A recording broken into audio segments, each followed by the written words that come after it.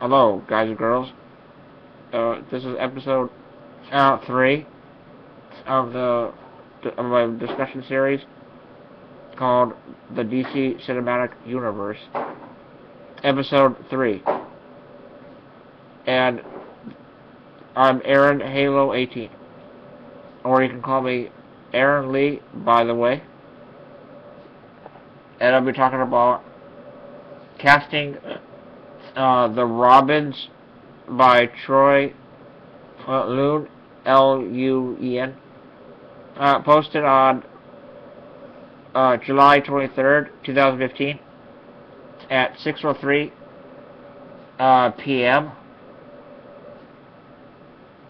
As we've seen in the new Batman v Superman trailer, and as I've already discussed in my article about introducing the Bat family into the DC Cinematic Universe. Robin is very much a part of Warner Brothers DC films, so I decided to come up with a bit of a fantasy cast for each Robin, past and present.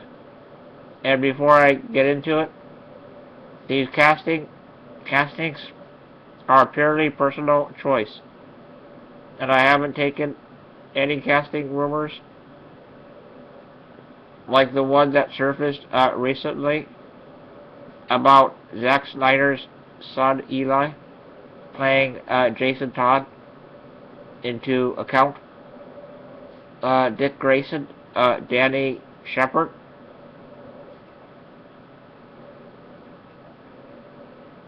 They showed a picture of that YouTube web series of Nightwing.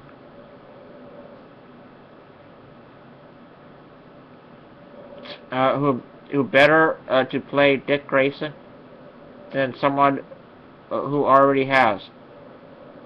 Danny Shepard played Nightwing in the YouTube fan film Nightwing, the series, and played the character perfectly. Not only was he an actor, he also wrote the series, borrowing from comics like The Killing Joke and A Death in the Family. He would be perfect to bring Dick to the big screen alongside Ben Affleck's Batman.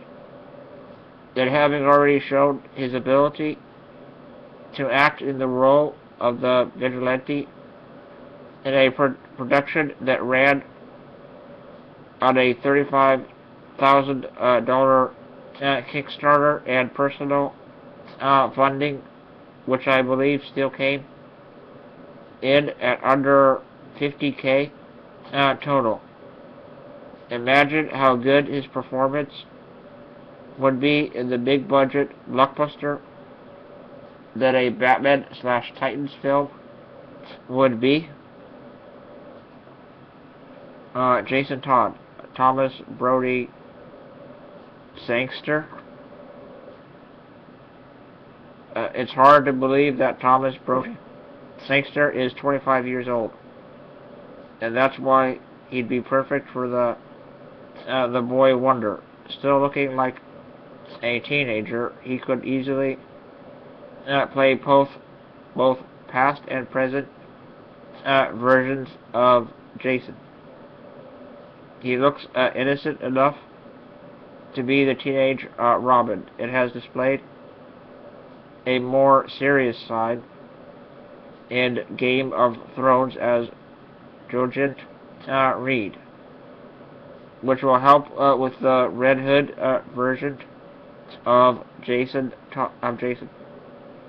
And for anyone worried about his English accent, his voice role as John Tracy in the new Thunderbirds Our Go series proves he can put on an American accent without breaking a sweat.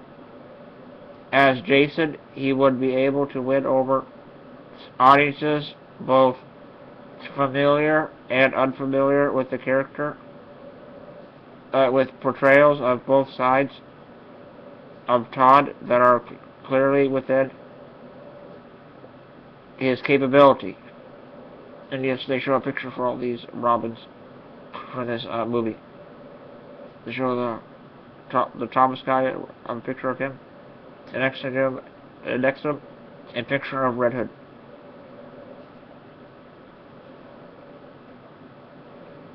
Tim Drake, Logan, Learn Man.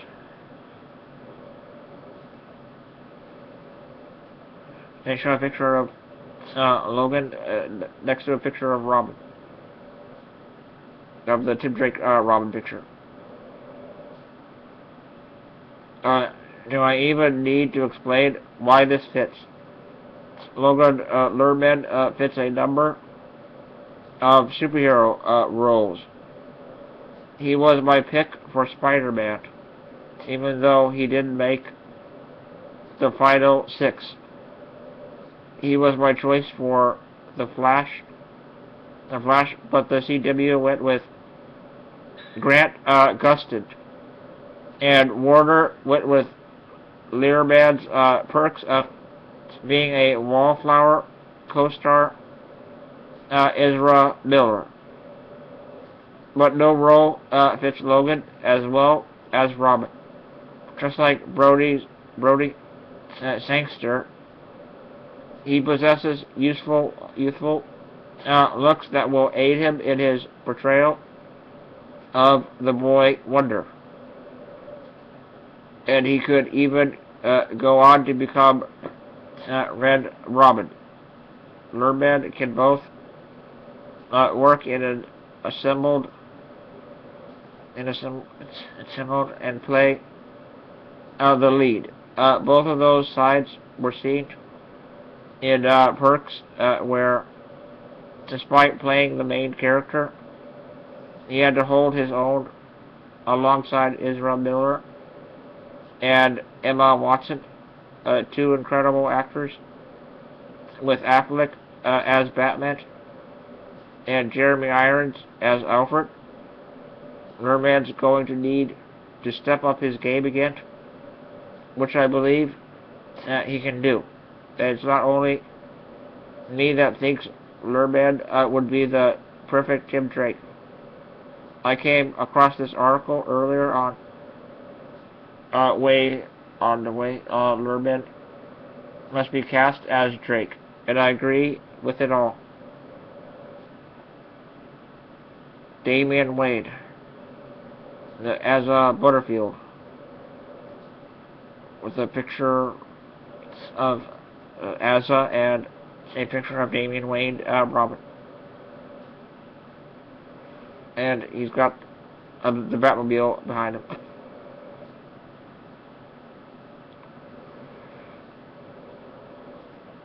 But I was thinking of who to cast as the most recent Robin. Only one person came to mind. Look at Asa Butterfield and tell me he doesn't look like Damian Wayne. Okay, so he missed out Spider-Man. Big deal. And DC are opposed to slaughter Marvel in cinemas if they get their films right. And Asa might not mind missing out on the wall crawler if he gets the role of the son of the Dark Knight. At 18, he's the youngest actor on this list. Fitting for the youngest Robin. And this role that could catapult an already promising career to the next level, being on set with actors like Affleck, Irons, and Jared Leto.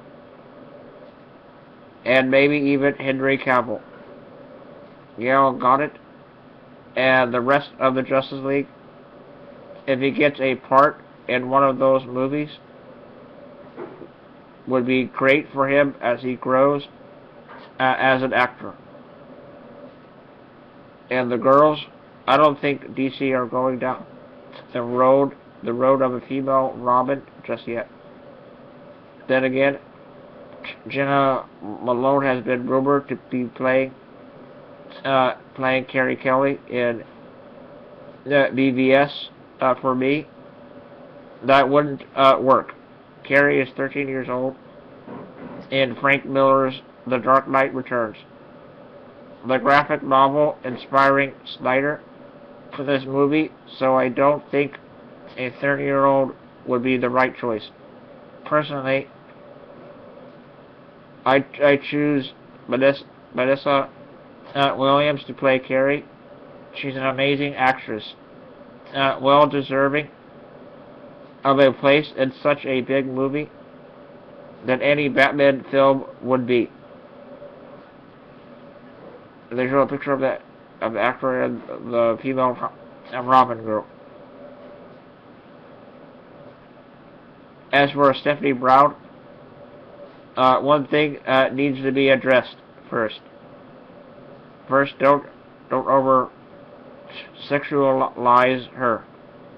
I'm sure your average teenage boy and middle-aged man would love to turn up to a Batman film and drool over a girl in a small amount of clothing dressed as the Caped Crusader's sidekick. In the comics, she was also the second Batgirl, and it's obvious from her clothing and poses what she was there for. Just Google image, search her name, and the first line will show you what I mean. Once they address that issue, they need to cast someone fitting.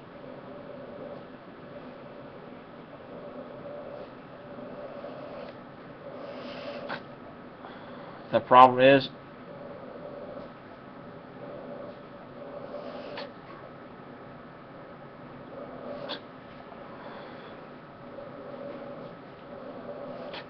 outside of Melissa and her Game of Thrones Stark family sister Sophie Turner, who is currently playing Jean Grey in X-Men Apocalypse.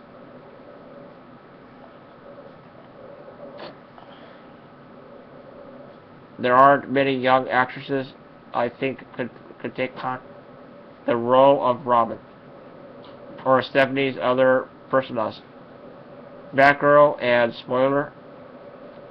However, I would choose Dakota Fanning, a promising young actress who already has a well-known name and a list of awards. Fanning could step onto the superhero stage as Stephanie Brown and perform well. Her role in the well-received Light moves opposite Lex Luthor himself, Jesse Eisenberg, show that she could indeed act in a leading role, and that experience will help when acting with the talent that the DCU possesses.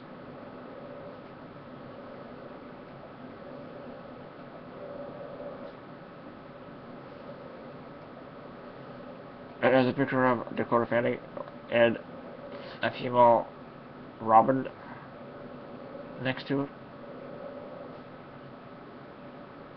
And isn't that Stephanie better than some of the other pictures out there? So that's my fantasy cast for the Robins. I doubt all these versions will appear. Versions will appear. Like different Robins. And I fully expect DC to stick to Dick Grayson, Jason Todd, and Tim Drake. However, Damian Wayne would be great, you know, son of Batman and all. And introducing Carrie Kelly and / Stephanie Brown would give some gender diversity to the Batman films. Something that the Dark Knight trilogy was lacking. We got Rachel Dawes, Talia al Ghul, and Catwoman. And then some supporting characters like Gordon's wife and Bruce's girlfriend from the Russian ballad. The characters you remember from Nolan's movies were all male. Batman, Joker, Ra's al Ghul, Bane, Jim Gordon, Harvey Dent, Scarecrow, Falcone, Alfred, Lucius Fox. You get the picture. As was the case with my Batman family article, feel free to respond, but it positively or negatively.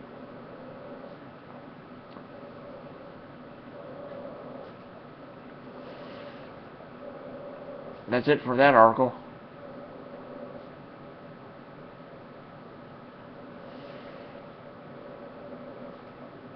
I'm still here, guys and girls. The next one will be why the DCU's darker approach is actually appropriate. James Thomas. Posted on July 21st, 2015 at 8:56 p.m.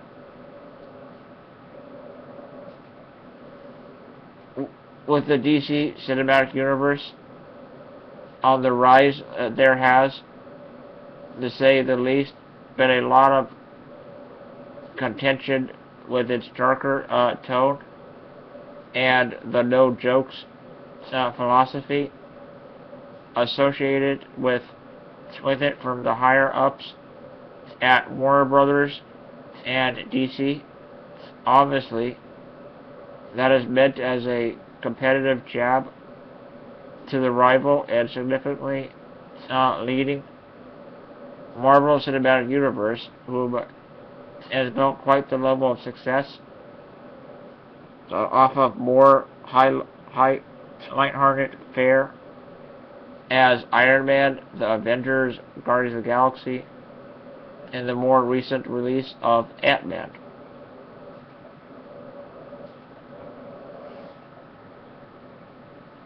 The DC Cinematic Universe kicked off in 2013 with the release of Zack Snyder's revisionist take on the Superman origin story, Man of Steel, and is set to continue with next year's Batman v Superman: Dawn of Justice, also from Snyder, and David Ayer's supervillain mashup, Suicide Squad. I love the Marvel Cinematic Universe. I think everything they put out has been solid gold, even the not quite as favorable offerings like Iron Man 3 and The Incredible Hulk have still had their entertainment value and worthy seating in a pantheon of cinema epics. The fact that they so seamlessly build a cohesive universe to cross over with each other is nothing short of impressive. But what I think works best about them are the obvious sense of loyalty they have to the source material, bearing some forgivable updates to certain backstories for the sake of the bigger picture. Keep what you mind of the bigger picture, and the fact that they accept their world isn't all that serious. In fact, other way, massive devastation and occasional fallen hero aside, it's pretty damn fun, as the movies should be. And they show a picture of Avengers on this article. The DC Cinematic Universe, or DCCU, as it will henceforth be referred, has had a rougher road to travel. Despite all of its characters being owned by Warner Brothers, DC seemed to favor self-contained film franchises. Prior to the success of the MCU in their first major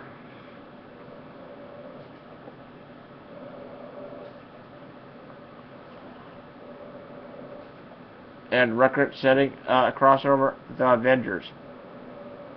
As a result, there has been a few hits. Christopher Nolan's Dark Knight trilogy mainly comes to mind, as well as a few false starts. Superman Returns, and others that just simply failed to make it out of the gate entirely. Green Lantern. Personally, I choose to believe that Superman Returns, although technically a part of the original Christopher Reeve series, took place in the same universe as The Dark Knight. But seeing as the later series is done and the former never got a second chance to fly, that belief is all for naught. Green Lantern had a lot of potential as a more Marvel-esque series on par with Iron Man and Guardians of the Galaxy. But it just simply put forth a poor execution. So with that, we are now getting the aforementioned DCCU.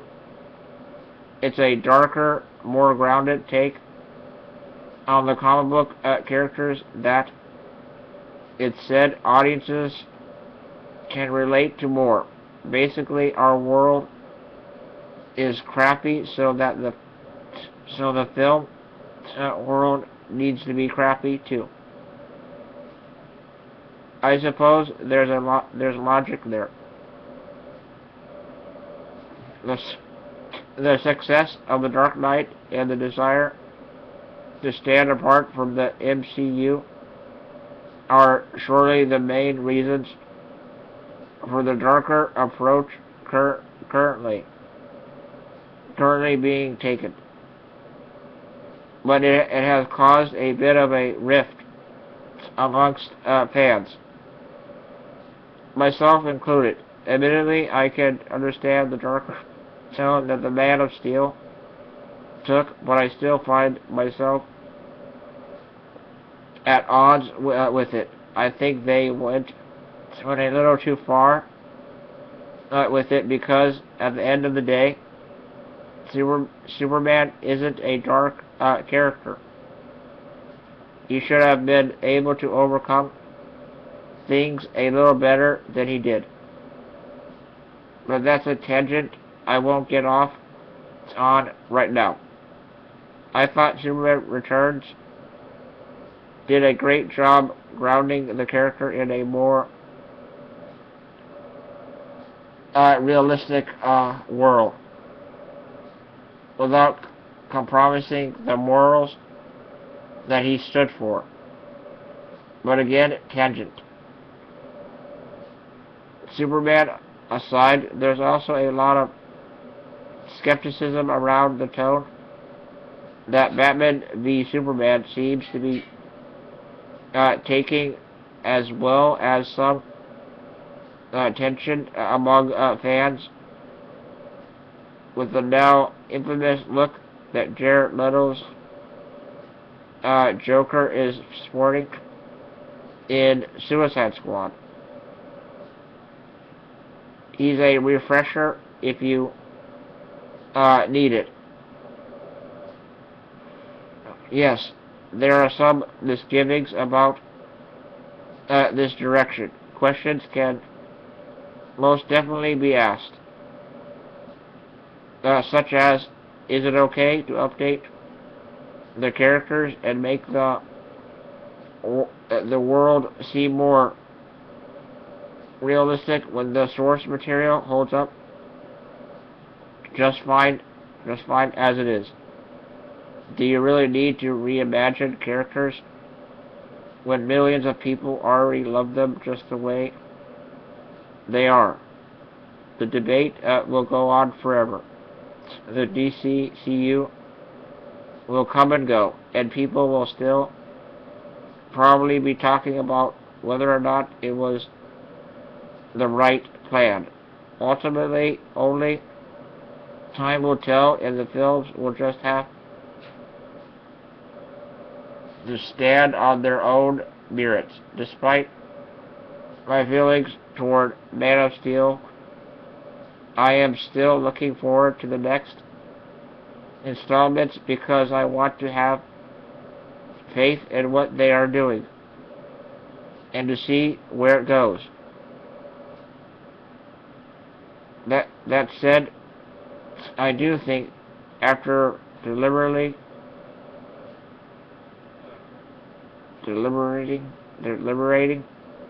with myself on it for a while, I feel that there is a certain level of appropriateness to what the DCCU is doing. It's been done before to reinvigorate the comics, so it makes a lot of sense for them to repeat past success to reinvigorate their previously lofty film franchises. The method is best summed up as the grim and gritty era. The saga of the Swamp Thing, Watchmen, Batman Returns, The Man of Steel, Green Lantern. And I don't know. When the DC universe started to get a little carried away with itself in the comic books,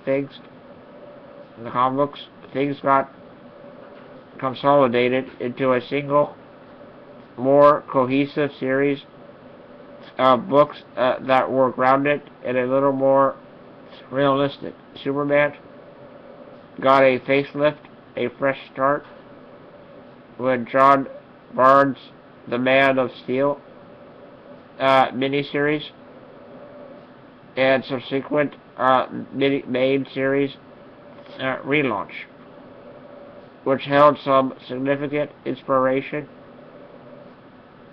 to the similar titled film. Alan Moore's Watchmen still tops a lot of graphic novel lists as the best work in comic book history, and Frank Miller's seminal The Dark Knight Returns not only brought the character back from the campy impression of the 60s television series, but also now acts as the primary source of reference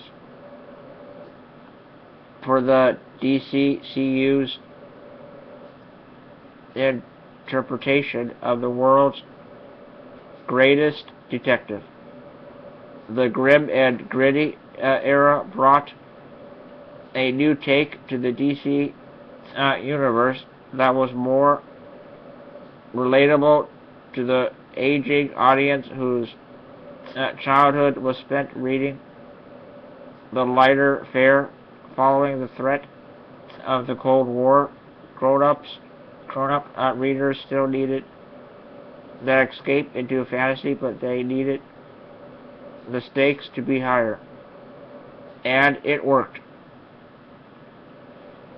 So in a way, it can be said that the DCCU, with its darker tone and fresh take on its characters, It's the grim and gritty era of the films to counter the lighter tone of the Marvel Cinematic Universe. Batman v Superman: Dawn of Justice versus is essentially a loose adaptation of The Dark Knight Returns. From the obvious style of Batman's costume to his elevated age and grizzled look to the titular fight between the two powerhouse characters. Now, I'm not here to say that I'm 100% on board with this being the best plan. I still think they went too dark with Superman. Even with a more realistic approach, John Barnes' comic book reboot didn't sacrifice the good nature of the character. The dynamic between Superman and Batman works because they are popular opposites fighting the same crusade. It can't be all dark and tense all the time. There needs to be a counter balance. Likewise, I can understand the more realistic approach to the Joker, referring to the gold-plated grill he's supporting and how it's likely the result of Batman's armored fist punching some teeth out. It makes sense. It is necessary. Not really. It will work well on film. That remains to be seen. I'm going to try and remain optimistic, but it can still go south.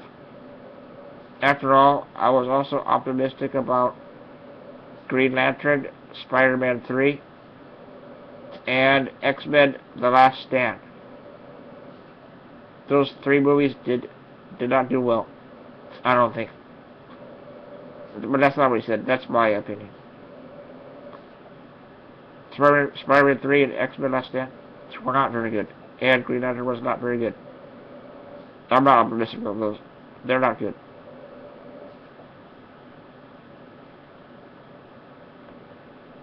When all is said and done, it can't be said that the DCCU doesn't have a lot going for it.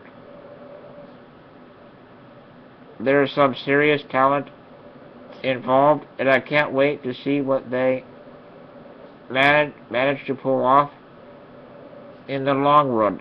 But there are still a lot of hurdles to get through. The next couple of movies really have to bring their A game, and ultimately, Justice League Part 1 cannot disappoint. And my father did not like Spider-Man 3 or X-Men: The Last Stand or Green Lantern.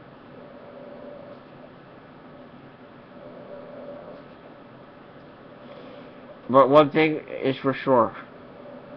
Whatever happens, it's going to be grim and gritty. What do you all think?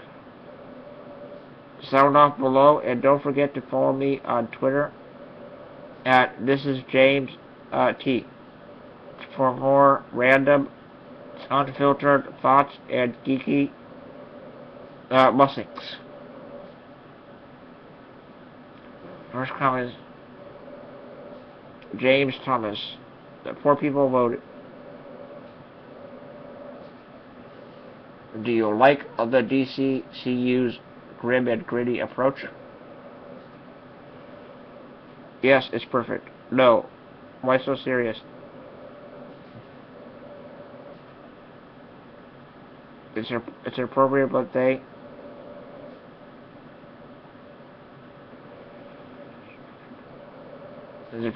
should lighten up just a little.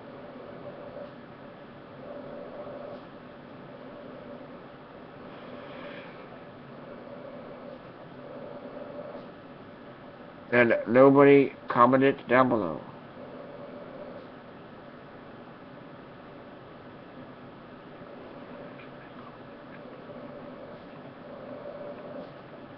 Well, that's it for that article.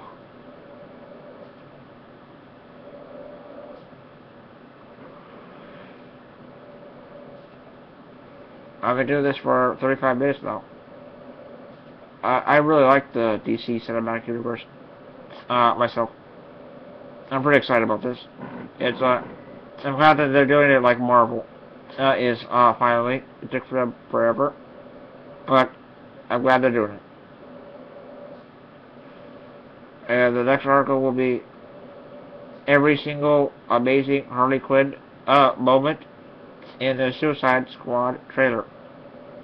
Nancy Richardson.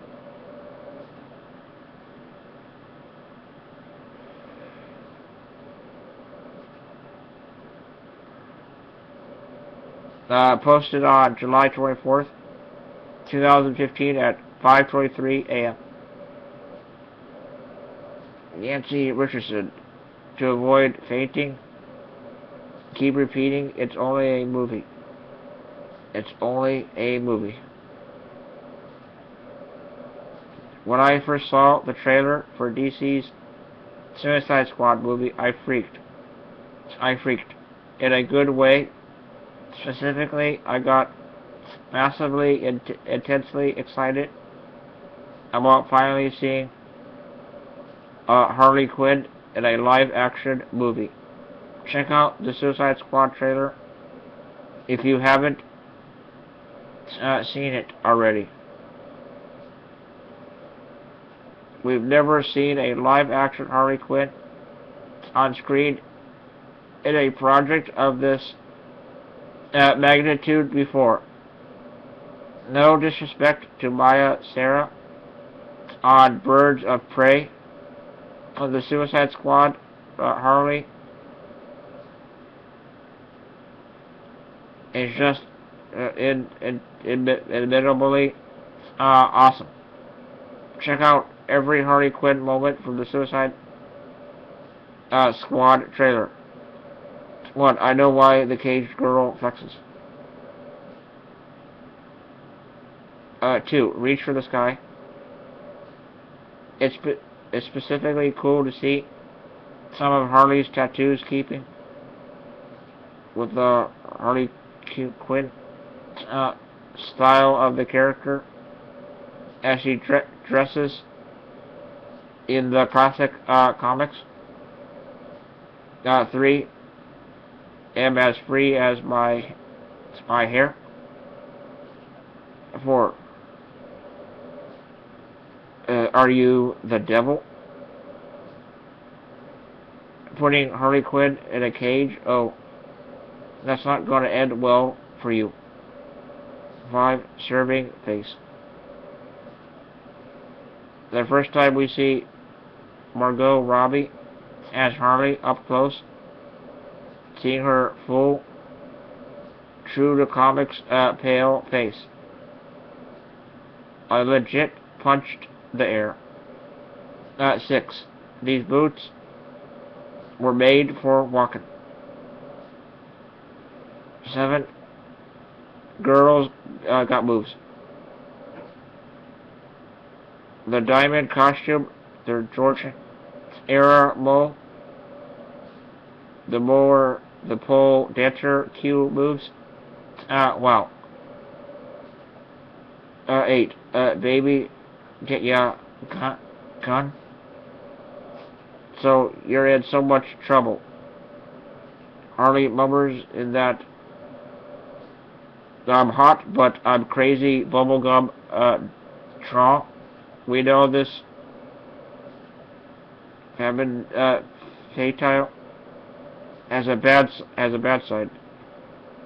It's cool to see her up close and catch the detail.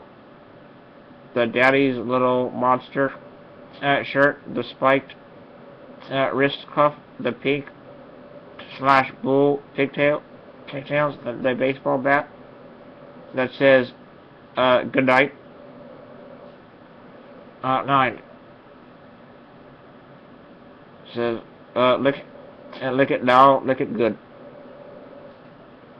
At 10, Ultimate Smackdown. Oh, she escaped. Sarcasm overload. 11, let's hope you got insurance. I don't know if I'd feel safe in a car with Harley Quinn, but I get in it anyway. 12.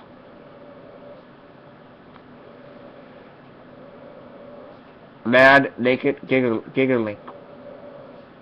If there's one innocent thing Harley Quinn is great at imbuing with minting promise, it's a crazy giggle. 13, I want to be your bubblegum female dog. Man, this movie is gonna rock. Suicide Squad is set for release August 5th, 2016. It's gonna be a long wait. Is Harley Quinn the character you are most excited about seeing in the Suicide Squad movie?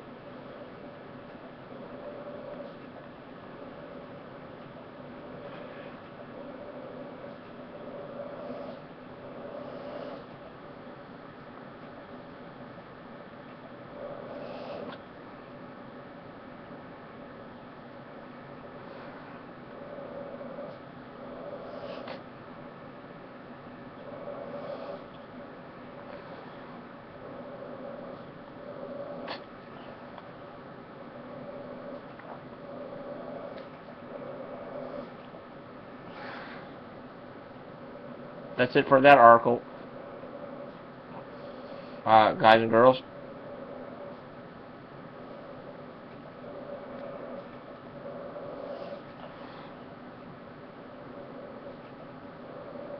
Tyrese Gibson confirms he's officially in talks for Green Lantern role.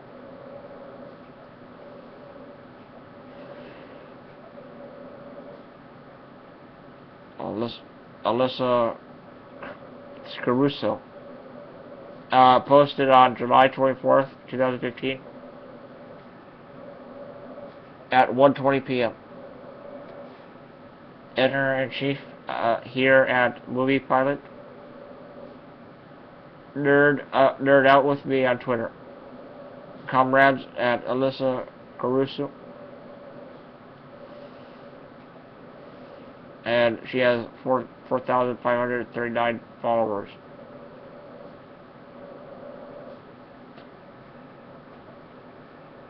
For a little while now, we've known that the next big screen iteration of Green Lantern will be with Jon Stewart version and not Hal Jordan.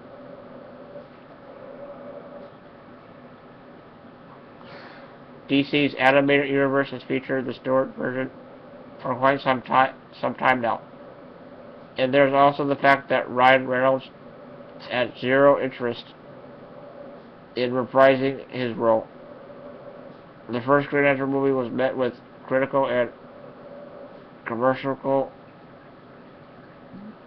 derision, not the least of which came from Reynolds himself, who even worked in a jab at his former superhero role in the Deadpool footage shown at Comic-Con. Please don't make the supersuit green, he begs the Weapon X recruiter, or animate it.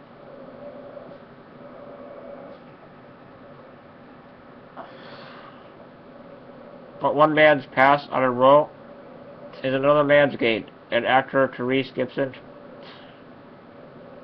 has confirmed today to Collider that he has in fact been in talks with Warner Brothers to fill the shoes of Jon Stewart.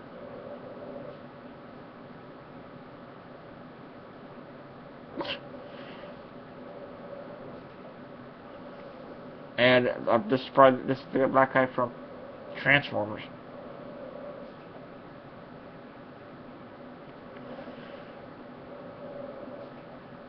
to fill the shoes of Jon Stewart. And the actor said,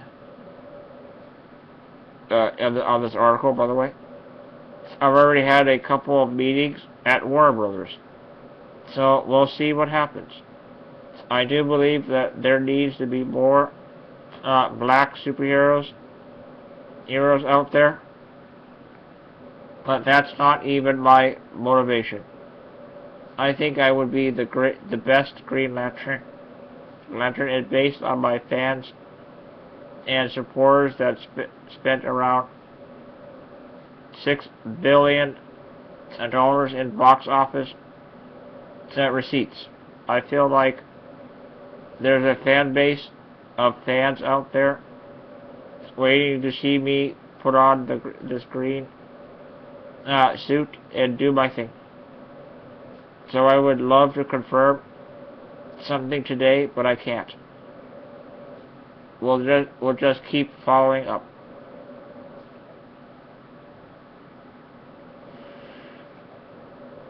Gibson protested his innocence in the beginning, saying it was all the work of some dedicated fans. Their fan art that got the initial ball rolling, and that may be true. But Gibson has been decidedly thirsty ever since he realized that fans were actually into the idea of him in the role. Even starting a hashtag Green Lantern mission hashtag tag on Twitter to put himself on WB's radar. That comment above reads exactly like a sales pitch for him. Regardless of how bad he wants it, and Gibson has made it obvious for months that he doesn't want this role very badly. Fans of him playing Green Lantern should take the above news with a grain of salt. For blockbuster superhero roles, studios initiate talks with everyone, and they'd certainly at least meet a time or two with an actor who has fan support. But ultimately, they'll cast who is best for the role. The actor they feel can carry the weight of the franchise on his shoulders.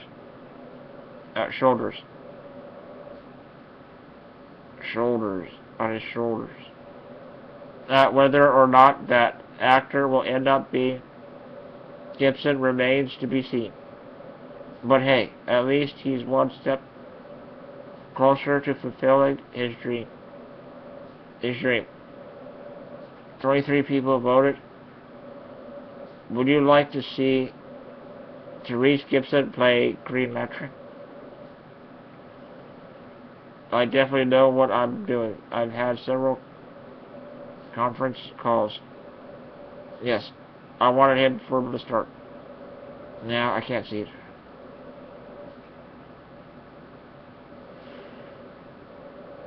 I'd prefer other in the role.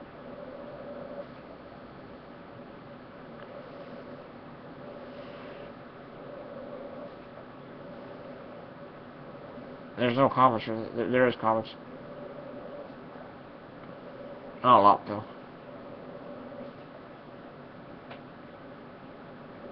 The first comment is by Alan Kane.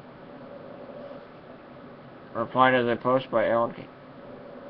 I think there are better choices for the role, but I'm very glad that Warner Brothers has plans for Jon Stewart. DC was trying to kill him off a couple of years ago, but luckily that didn't happen. I love Jon Stewart in the Justice League animated series, so I hope the Ring chooses the actor wisely. Though this isn't Therese as GL art, I love this art. To show a picture of Jon Stewart from the comics, the New 52 version.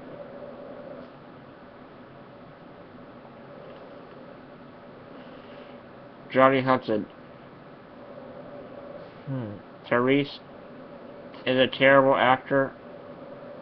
You have seen The Fast and the Furious? Horrible, horrible choice. He'd better not get this role.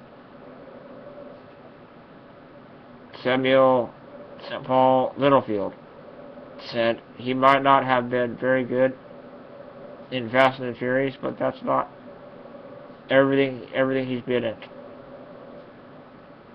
Alyssa Garissa, MP, said the first is The Fast and the Furious. It's hard for anyone to be a good actor or actress in those movies. So Markham replied, then he shouldn't have taken the role. LL. Bobby and Holt. I thought that Therese Gibson had already tweeted out, the oath has been taken, implying he's got the role. Now he's confirming talks with WB. I get he is trying to get the fans behind this, but if WB went ahead and hired both him and Pine, I would be much more excited for Pine than Gibson. So Markham said, Pine agreed. Alonda Perez. Also, don't see him join either. It's about Dishmon. So, Bradley Wheat replied, wrong. It is a Green Lantern Corps movie. So there probably will be a Hal Jordan. Alyssa Garusa replied, GL is showing up in the Justice League movie, which will happen well before any GL Corps movie, and the character will be Jon Stewart. If there is a Hal Jordan in the universe, which Senator said there would be eventually, it's a completely different role from the one I'm talking about here.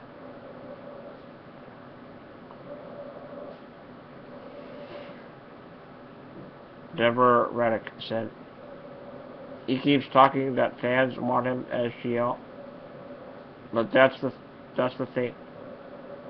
He's saying that not fans. Huge majority is against his self-made casting. Personally, I don't see him as Jon Stewart. He just doesn't fit.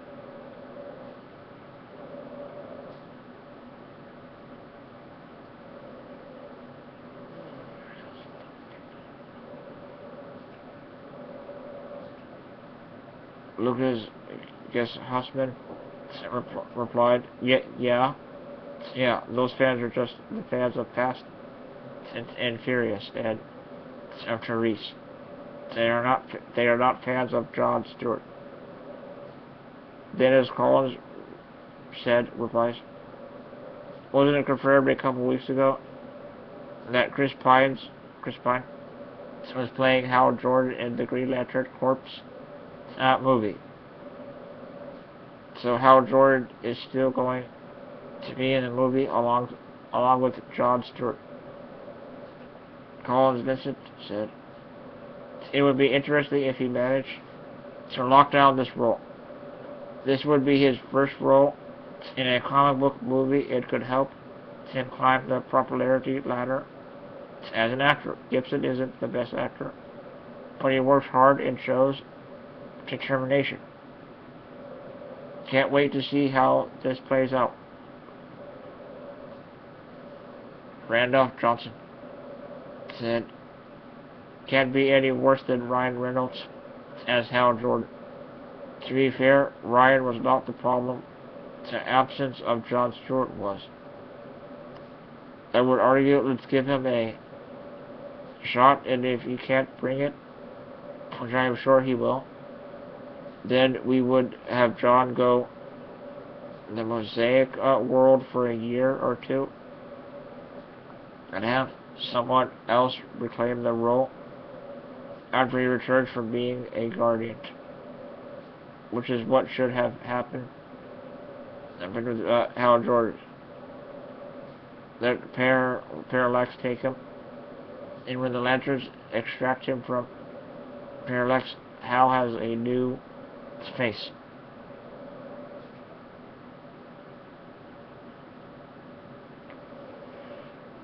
Senator Caruso replied, I don't think it was Ryan Reynolds or that they decided to go the Hal Jordan route.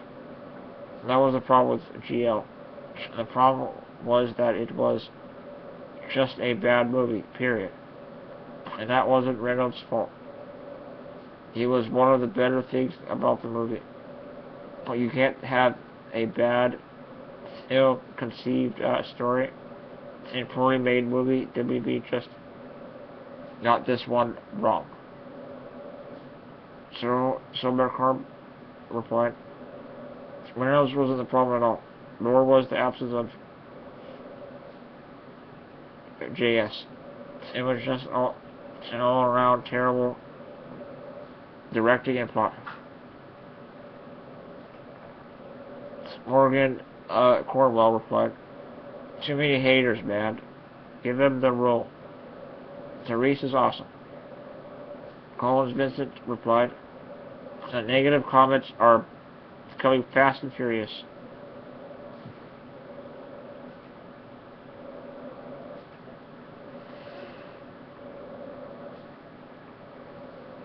I know I'm doing kind of a long video today, guys, but bear it with me, please. I'm doing the best I can here with these videos. They're pretty cool videos, I guess. They always put a lot of new articles here.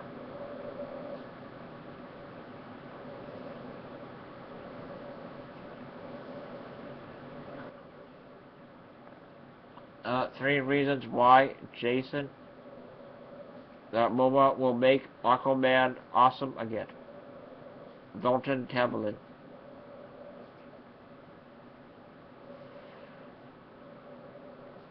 Posted on July 21st, 2015 at 12:05 a.m. Last edited on July 23rd, 2015. It has been known for some time now that Jason Momoa will portray Aquaman in future DC films. Aquaman was once one of the coolest characters in comics, but lately he has been made a mockery of in the media. People joke about his useless powers and how he is really no help to the Justice League. Jason Momoa's casting shows that DC is trying to change that image and make Aquaman a true badass again. Momoa was outstanding in Game of Thrones as Khal Drogo, the king of the barbaric tribe of Dothraki, and Khaleesi's first husband. I believe Jason's casting can really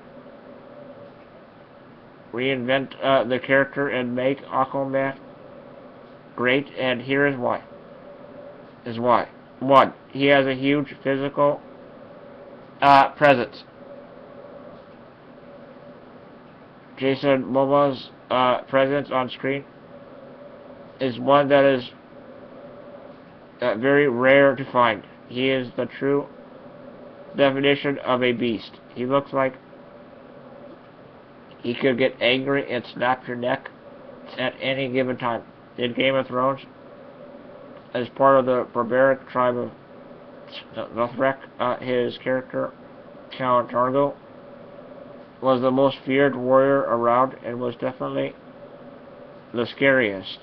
Momoa can now bring that presence over to the big screen as Aquaman. I know I wouldn't want this guy swimming towards me.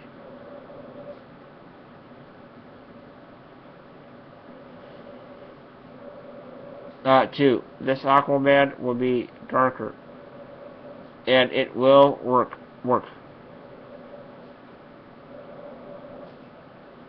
The new DCCU is looking to be a very dark and gritty one. This tone was set by what we have seen from Batman v Superman, Dawn of Justice, and Suicide Squad. And Momoa's Aquaman could fit right into that setting. Momoa's appearance is perfect for what DC is trying to do with their universe. Golden Age Aquaman would just not work in today's movies. Momoa's dark, long-haired warrior type look should. It definitely is shying away from traditional Aquaman, but it seems necessary to adapt to the new DCCU. 3. He'll be an Aquaman. He will be an Aquaman you will fear. Come at me, bro. This is not going to be your dad's Aquaman. Jason Momoa's Aquaman is going to be a savage, and his powers will be awesome.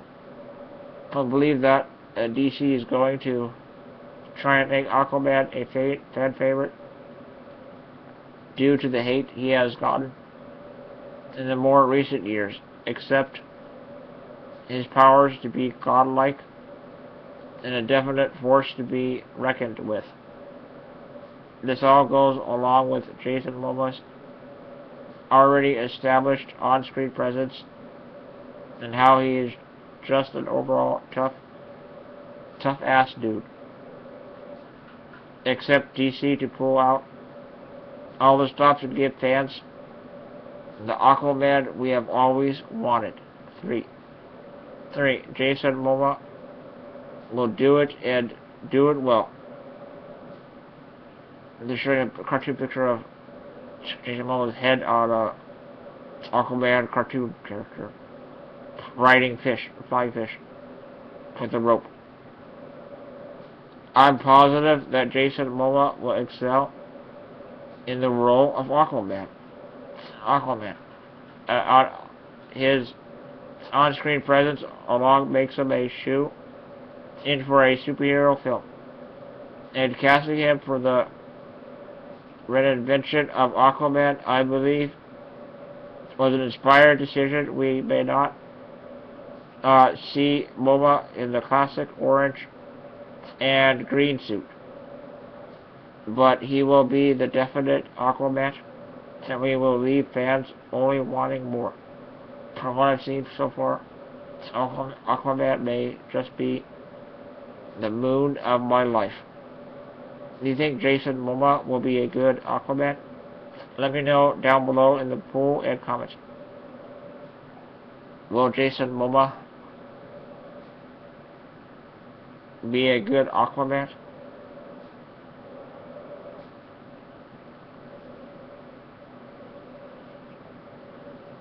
And Dalton put a picture of Superman and Batman showing off in Batman's iron suit.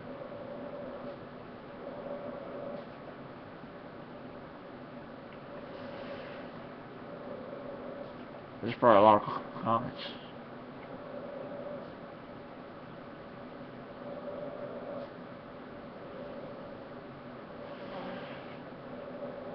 Isaac Whitaker said, he has a picture of Spider-Man 2099. He said, this is DC's best casting choice so far, in my opinion. First, Vega replied, what about Heath Ledger? Isaac Whitaker. I'm talking about the connected DCCU.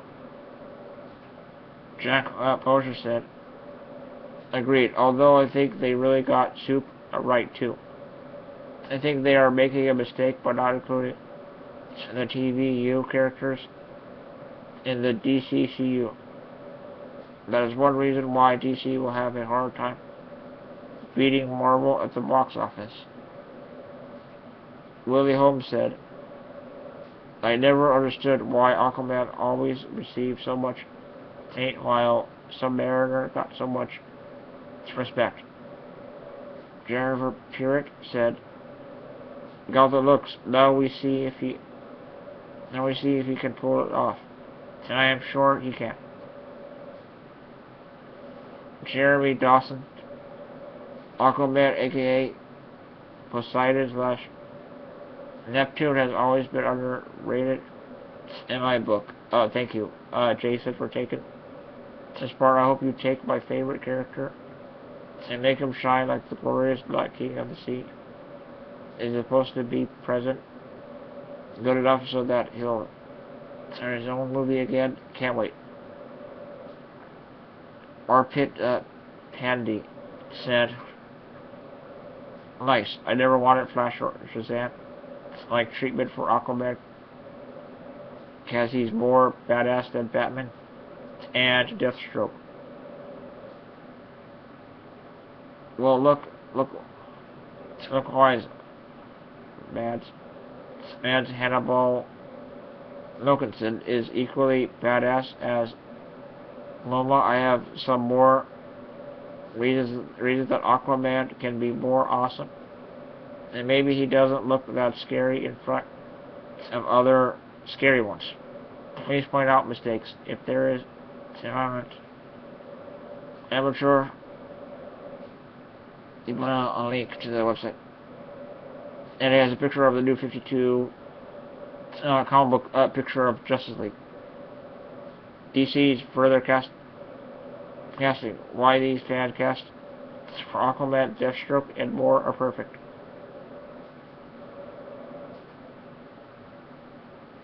Josie Cruisepagan said, news, Flash, he was always awesome outside of the kiddie cartoons. Can't believe Family Guy managed to tarnish their reputation.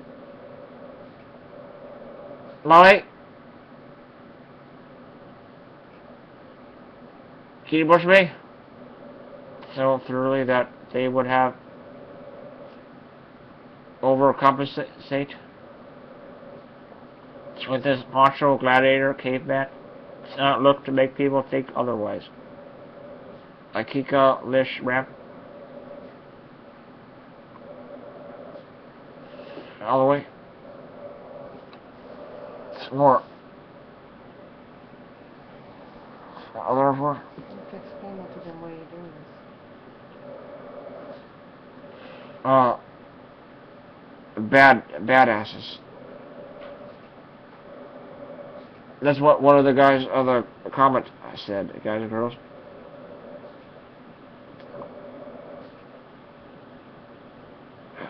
There are reasons why the directors choose them. You should be fine, said Rosalind Lib, the reply. Akika Leshrim said, fine. And the reason is you, LOL. LOL. Laughing out loud. Adam Gonzalez, fine. You have 4 points. And number 3 is listed twice. Might want to update your article. Charlie Thompson said, after seeing the amazing modern animation we are capable of in Life of Pi, I would really like to see an Aquaman solo movie. An epic Kraken taking on ships under Aquaman's control would be great.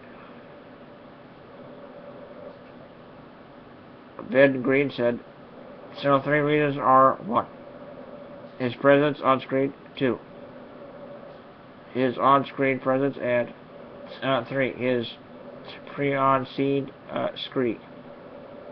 That methinks the author of this piece as a bit of a boner for Momoa. Next guy is replied as a post by Nico Lettuce. And then Richard shows Jason Momoa moving. Come at me, bro. just beast. Paula Heath said, I am confused. In on Stranger Tides, the sword that Blackbeard had was the Trident of Poseidon, right? At the end, Barbossa ended up with the sword. Then why do the need to go looking for it? Jack and Barbossa. In the new movie, Dead Men Tell No Tales. Answer Elliot. Back replied. What does this have to do with Aquaman? Randy Boyson said, Momoa loved him since Stargate. I'm so ready for this movie. Replied as part by Brandon Nestro Cox. Said, I fully agree with the other posters here. Aquaman has definitely obtained a bad rep throughout the years. Through the 80s, his hero status was without a doubt diminished and downplayed. People tend to forget that he is an Atlantean king because his kingdom is under water. He can bend the ocean's life to his will. However, he has always fought for both landwalkers and sea dwellers, even though his origin has been changed frequently in the past. He still remains part of the Justice League. He has a combination of abilities that are found in very other superheroes. Superior hearing, smell and vision, and amphibious breathing, not to mention his super strength. He also has advanced stamina and psychology. He has telepathic communication abilities with all sea life. His Atlantean genetics give him enhanced reflexes and speed. Also, I really hope they don't give him that damaged harpoon hand. If they do insist on that storyline, I hope that with the hand he can manipulate. Lastly, I am extremely happy that he is getting a piece of the proverbial cinematic pie. But I look forward to seeing the level of creative expression the writers are given in my favorite superhero of all times.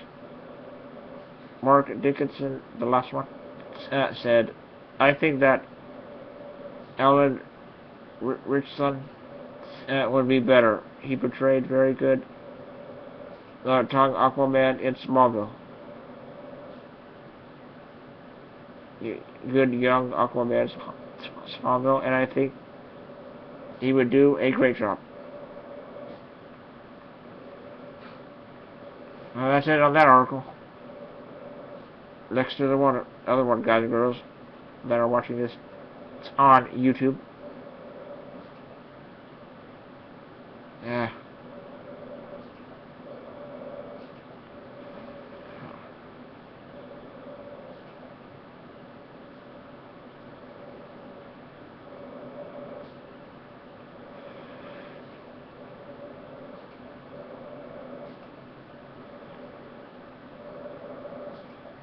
I've been doing this for an hour and 14 minutes now, guys and girls. So I'm just going to read this whole page off, then I'm done. Wait, is he... The next article says... Wait, is he really Batman to be Superman's new Robin? Kit Simpson Brown.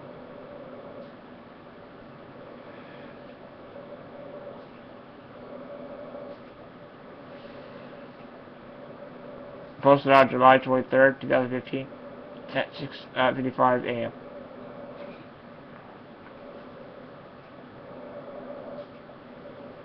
Warning: the following may contain mild spoilers for Batman v Superman: Dawn of Justice. Or then again, it may not. As Taylor Swift has long argued, though, don't say I didn't warn ya. There aren't too many more exciting prospects in comic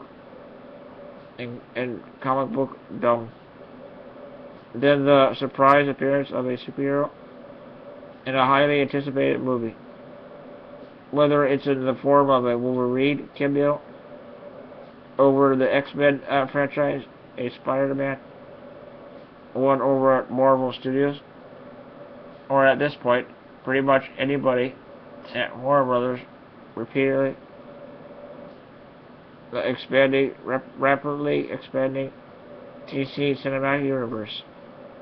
There really isn't much that can compare in terms of inciting fan enthusiasm, which is, of course, why the latest rumor emerged from Batman v Superman: Dawn of Justice is so darned intriguing.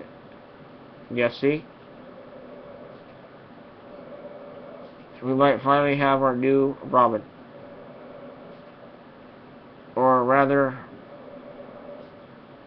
if the rumors currently floating around are true, we might finally have an old Robin who won't have actually survived into adulthood.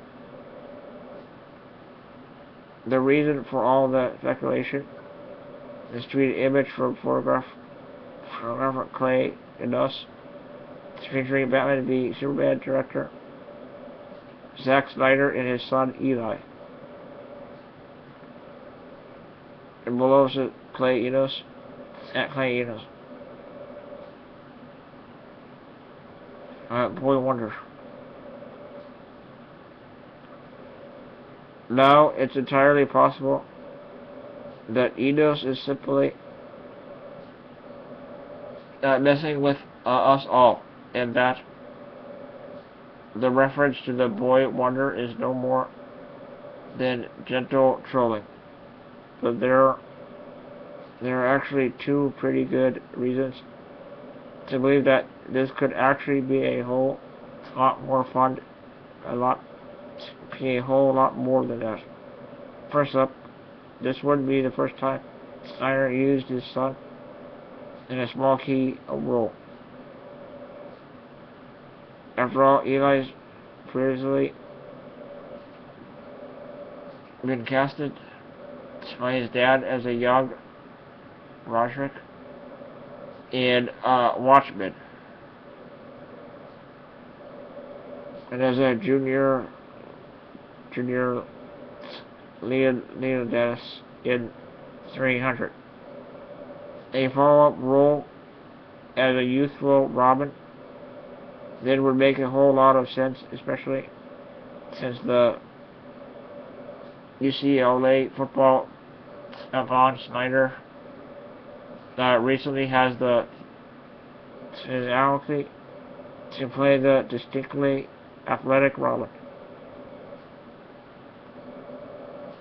The other supporting factor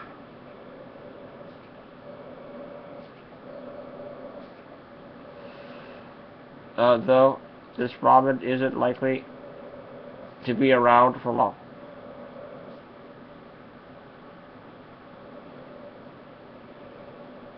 After all, as we've discussed it at length elsewhere, there's a pretty good chance that Snyder will be playing Robin in just one scene, his death.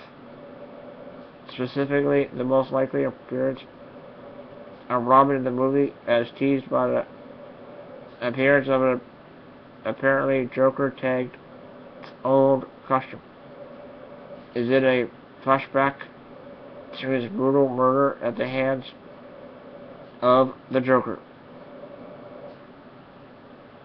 As a result, the safest bet is likely that were set to be entertaining a DC cinematic universe in which Batman's second Robin, Jason Todd, has already died, which presumably is where Eli Snyder comes in. Indeed, the brief nature of the role may even make his casting more likely, with the hiring of a famous name likely to distract from the emotional renaissance of the scene. As we all go, hey, look, it's that guy, and the role unlikely to be all that tempting, being distinctly infinite and not infinite in like minute in length. Could Eli Snyder really be Robin? Then, well, perhaps, and perhaps not. It would certainly make a decent amount of sense, and likely reinforce the current line of thinking that the original Robin, Dick Grayson, is still alive and kicking in the DCCU. What's more, if one of our dads were making Batman v Superman, being given a small but awesome part like that is probably exactly what we'd be pleading for too. So it's hard to really begrudge Snyder the opportunity. What do you think, though? Is that really how we'll see Robin and Batman v Superman? I don't know. They should get an actor to play him, not Zack Snyder's son. That's what I think. via comicbookmovie.com.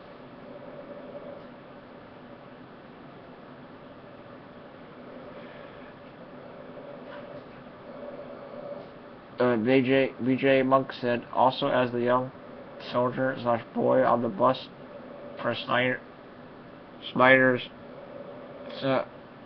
Sucker Punch. Paul Richards said, the craziest rumor I have heard is that Batman v Superman and Suicide Squad are linked, and Jared Leto's Joker is not the real Joker, but Jason Todd had gone mad, which will explain why the Joker looks so much younger than Batman. Zeke Ransom said, he looks like Jason Todd / Red Hood with the smuck facial expression. Lauren Holland said, my friend makes $90 an hour on the internet. She has been laid off for 8 months, but last month her paycheck was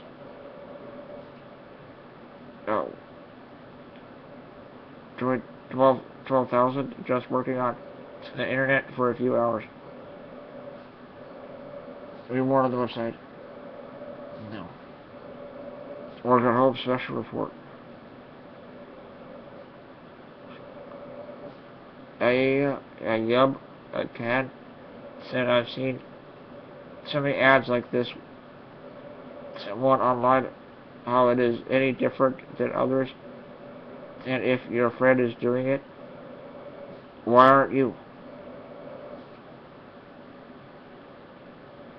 Aaron Mistich said, of all the rumors and conspiracy theories I've seen about the movie recently, this one seems the most logic / likely. Alan Kane said, I think it's only going to be for a flashback scene. All they need is somebody to wear the costume. Then they can recast him in the solo Batman movie and film if they want. Aaron Hubbard said, if Eli Snyder is just getting a small role as Robin, possibly in the death of Jason Todd, would that also set him up to return to the role? I'm sure Zack would love to give his son a chance to have a breakout role as Jason Todd / Red Hood.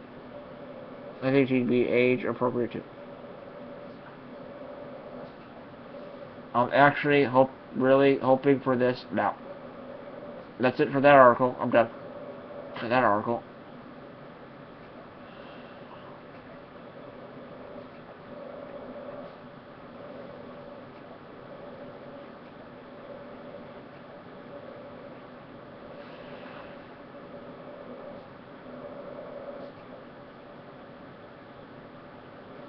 Batman v Superman: Dawn of Justice, who will be the winner? Real Dunbar. Posted on July 22nd, 2015 at 12:34 a.m. The Dark Knight versus the Man of Steel. One of the most important parts in Batman v Superman: Dawn of Justice will be the major fight between Batman and Superman. These two characters are icons, and to see them duke it out on screen will be utterly amazing. But one will come out on top of this article will explain the advantages and disadvantages both these characters have against one another, and I will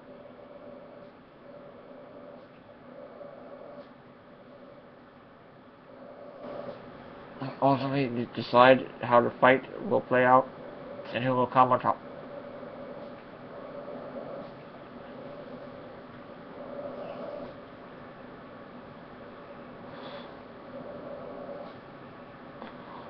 One, combat skills.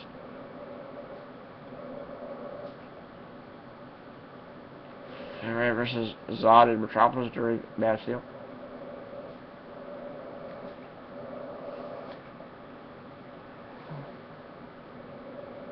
To show a picture of Batman fighting and a picture of Superman fighting. Advantage Batman, disadvantage Superman.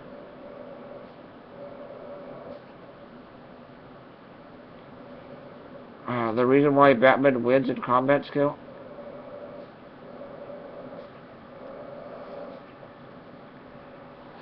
is because of Man of Steel. Even though Superman was more powerful than the Kryptonians he faced, they were superior to him in hand-to-hand combat. Explains include when he faced Zod and Torah. Now granted, it was his first day on the job, so he could have been a lot of time between Man of Steel and Batman versus Superman: Dawn of Justice to improve his fighting skills.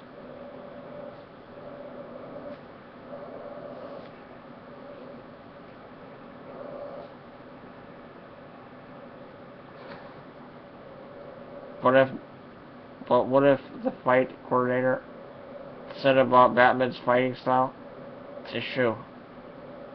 Then Kal-El is gonna be in a world of trouble, because we're talking about a man who has mastered all the martial arts in the world. Now I know a lot of you guys are thinking Superman wouldn't even feel Batman punches since he is human.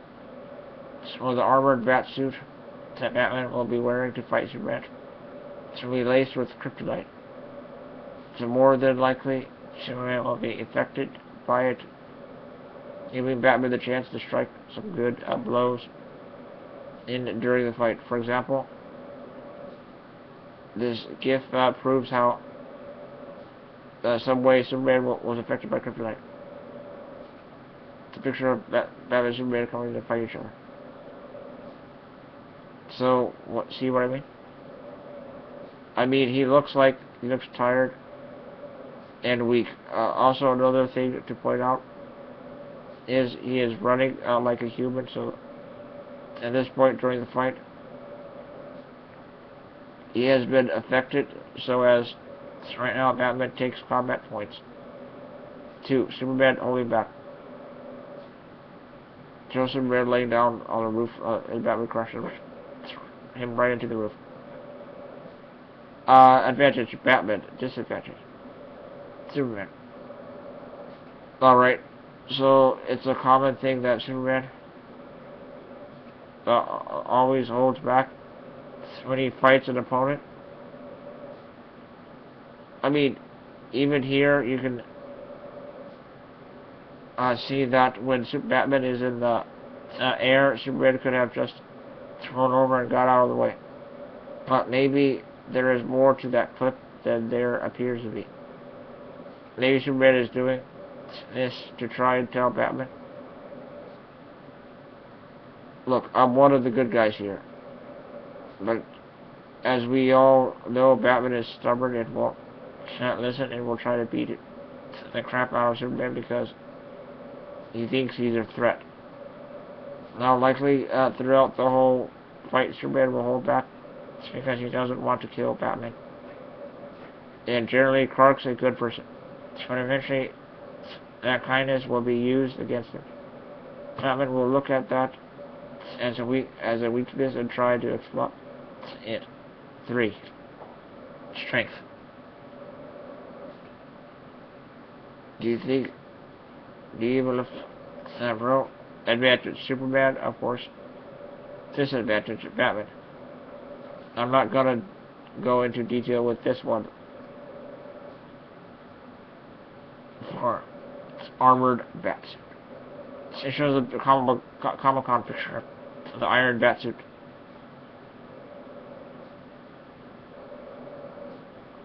Advantage, Superman.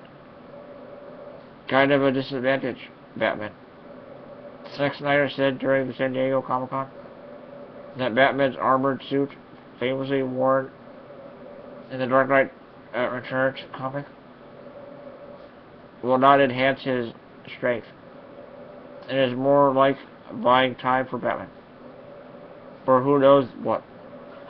Now this is an advantage for Superman because, let's say the suit does enhance Batman's strength. The fight won't be looking good for the boy in blue simply because Batman is already more cunning and a better fighter than Superman. A suit laced with kryptonite will only enhance his strength and durability, making it more unlikely for Supes to come out on top. But luckily, that isn't the case, so all your Superman fans can take a big sigh of relief. But don't get too comfortable because the suit is meant to buy time. For what exactly, we don't know yet, but knowing Batman, it will most likely lead to some sort of grander plan for underestimation. Advantage, Batman. Disadvantage, Superman. Showing a picture of Batman with the bat signal spotlight thing. Look, if I were Superman, I would underestimate Batman too, seeing as how he is only human. But Batman isn't just some ordinary human being. There have been plenty of times in the comics where Batman has been underestimated and has taken advantage of that and has used it against his foes. I predict that Superman will do the same, and Batman is going to surprise him with a lot of things. Don't forget, Batman is a master tactician and has been outsmarted, has even outsmarted gods before. So don't be surprised if Superman is caught off guard by that Batman's wit and is ultimately defeated. 5. Logic. Here's a comic book picture of Superman. Asian red Okay, here. And it's like one of those funny pictures.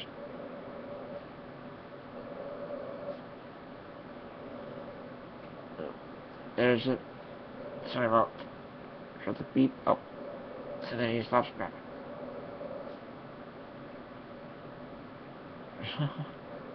Shows him whacking Batman's head off. But I think that's just a silly picture. Advantage, Superman. Disadvantage, Batman. Logic says Batman shouldn't even stand a chance against the likes of Superman.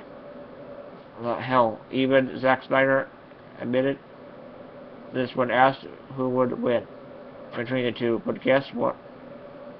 Comic books don't have logic because they are fictional characters who can do fantastical things. So, who will win the fight? Alright, well here it is. How do I think the fight will play out in Batman v Superman Dawn of Justice? Well, to start off, I think Superman will underestimate Batman, thinking it will be a walk in the park. Superman will quickly find out that there's more to this guy than he thought and will get his butt kicked. At the same time being affected by a certain green rock, but I think later on in the fight, Superman will turn to tides and will overcome the wit of our one and only Dark Knight and ultimately beat him in the battle. But hold on a second, I also predict that it was never Batman's plan to beat Superman, but only to test him, to see if he was truly good. It wasn't the killer the media is making him out to be. Both will later come to realize that there's a greater threat out there and understand that they were being used as pawns against one another. They will ultimately become the world's finest duo in the process. This is a picture of Wonder Woman, Batman, and Superman. And Superman is hugging Batman. Well, that's my prediction on the fight between Batman and Superman in Batman vs. Superman Dawn of Justice. If you liked my article, please press the share and follow button. If you would like to discuss my ideas, make sure to comment down below. What do you think? Who do you think will win?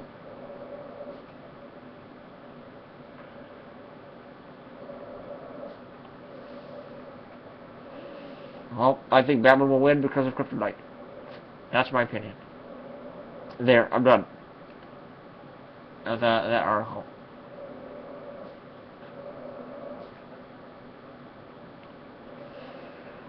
Okay. Sorry, I'm doing this too long, guys and girls.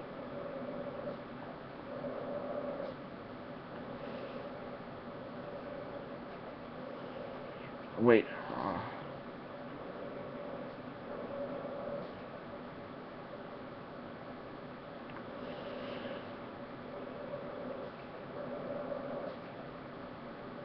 That's it for today, guys and girls. I hope you enjoyed my episode 3 of the DC Cinematic Universe.